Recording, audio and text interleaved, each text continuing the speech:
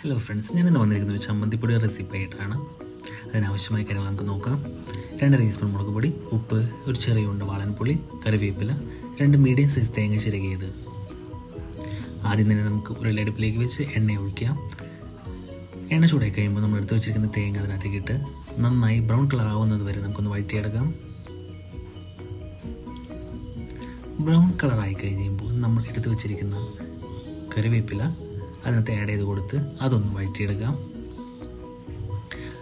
അതൊന്ന് മൂത്ത് കഴിയുമ്പോൾ നമുക്കാദ്യം ഉപ്പ് അതിനകത്ത് ചേർത്ത് കൊടുക്കാം. അത് കഴിഞ്ഞ് നമ്മൾ മുളക് പൊടി ചേർക്കുമ്പോൾ നമ്മൾ അടുപ്പ് ഓഫ് ചെയ്യേണ്ടതാണ്, അല്ലെങ്കിൽ അത് കരിഞ്ഞു പോകും.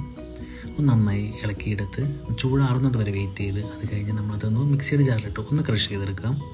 ക്രഷ് ചെയ്യുമ്പോൾ നമ്മൾ മാറ്റി വെച്ചിരിക്കുന്ന വാളൻപുളിയും അതിനകത്ത് ആഡ് ചെയ്ത് കൊടുത്ത് സെർവ് ചെയ്യാം. Thank you.